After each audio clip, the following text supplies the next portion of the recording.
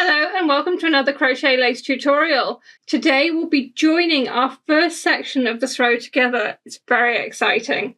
So I will put a picture on the screen of what our finished throw section 1 is going to look like. So you get a little bit of a sneak peek. But I hope you'll really enjoy this tutorial with me today, where we join together our first few squares that we've worked so hard on, and we get to see our throw starting to come together. Shall we have a look what we'll need to get started?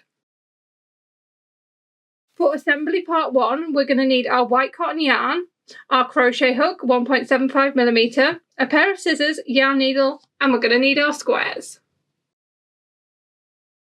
First thing we need to do when we're going to start joining our squares is we need to lay them out in the correct order.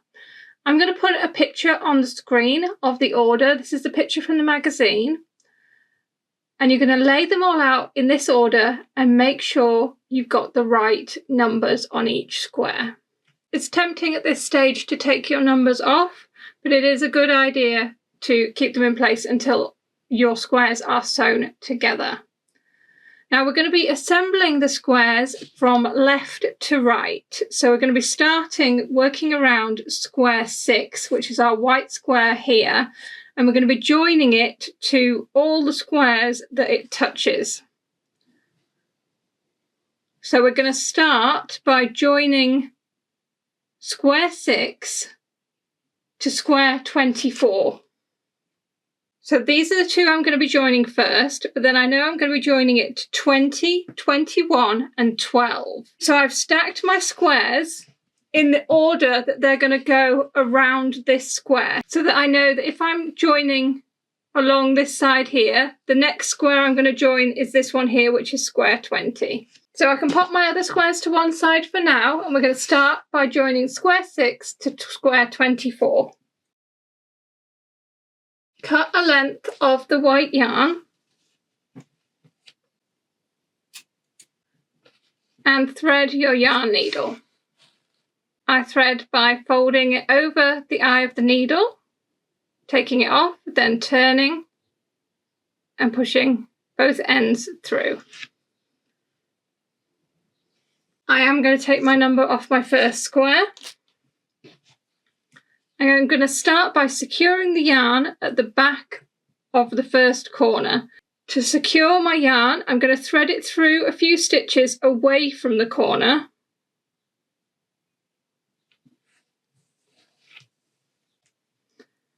Then pull it so that the end is hidden in your stitches.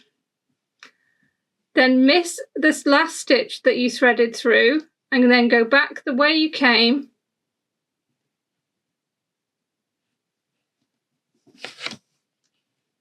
Thread it through. So now your yarn is at your corner and it is quite tight in there. It's not going to come out without a struggle.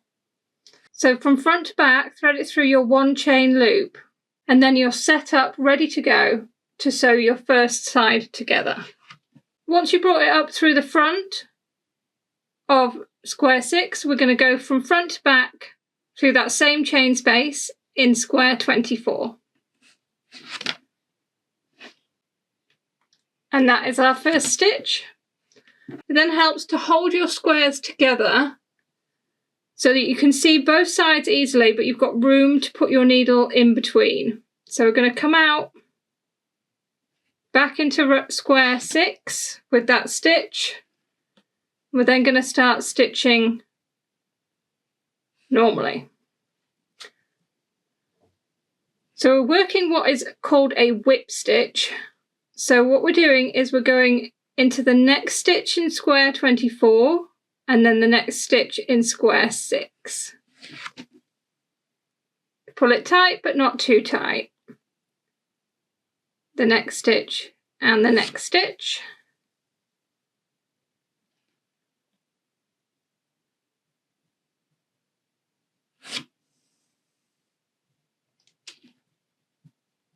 Sometimes your stitches want to cross like mine just did then. It just might take a little bit of manoeuvring them to get them to lie nicely straight again.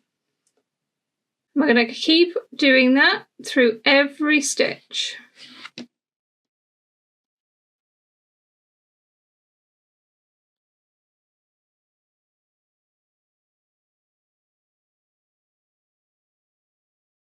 And we're holding these up to stitch them, but this will be laying flat, so it's a good idea as you're going along to keep laying it flat and just making sure that that seam is doing what you want. And we're just going to work that stitching like that all the way along our first 2 edges of squares.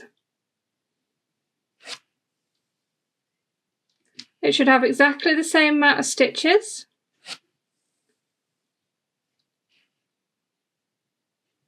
If you want to carry on stitching this side, I'll meet you back when we get to our next corner and show you what we do next. When you get to that final chain space in the corner, you're going to go into square 24 and then into square 26, and just go around one more time just to make it nice and secure, and then pull it tight. And that is our first side joined there. Don't worry if there's any sort of puckering or anything like that. These squares will all block out to the same size. They've all got exactly the same amount of stitches when we finish them. So we needn't worry about that whatsoever at this point. So from this corner, we're then going to start adding on square 20. So we're going to go into the corner on square 20 and back into the corner on square 6. Then we can turn our work and start working our stitches with square 20 and square 6 to join our next side.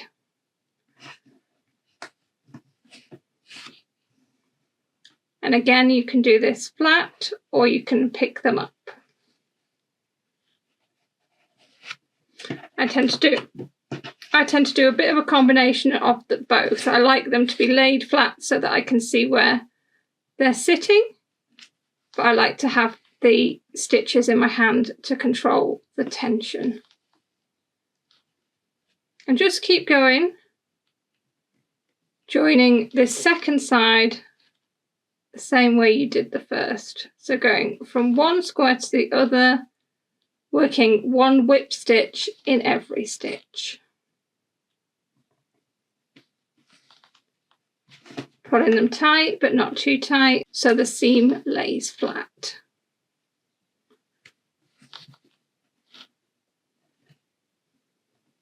So I'll leave you to carry on along down this side, and I'll show you what it looks like when we get to the next corner.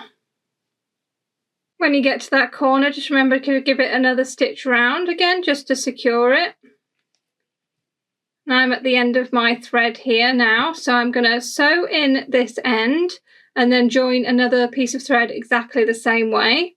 And then I will leave you to get on with joining the next 2 squares to square 6. So you're going to work the next 2 sides exactly the same, attaching square 21 and 12. And I'll meet you back here when we've attached those first 5 squares together, and I'll show you how we start our next section. When you've got your first 5 squares attached together, so you've gone around all 4 sides of square 6, then we're going to fasten off our yarn and weave in that end, and then we'll get ourselves some new yarn and we're going to move on to our next section. So our next section starts with square 8, which is going to slot in here. So we can rejoin our yarn and sew square 8 on these 2 sides to these 2 squares that are already attached. And then we're going to be attaching square 8 to square 19 on its 3rd side and square 4 on its 4th side. So again, you can go all the way around square 8, joining it to 2 squares that are already attached and then our 2 new squares. And this is how we're going to work attaching all our squares together. So I will leave you to carry on in this manner, attaching all our squares together. You need to follow that diagram. I'll put it on the screen again now so you can have a look at it. and refer back to it. Every time you've finished round one of these central squares, refer back to what your next section is and get that ready to go round the next 4 sides of your next central square. That is everything for the tutorial today. I think you'll get on sewing these squares together absolutely fine. When you've got all of your squares joined, it's a good idea to give it another little bit of a press with an iron and a block. And then what we're going to do is we're going to roll it up. It's the best way to store it. You can just roll it up by hand and store it rolled up, ready for when we have our next section ready to put together.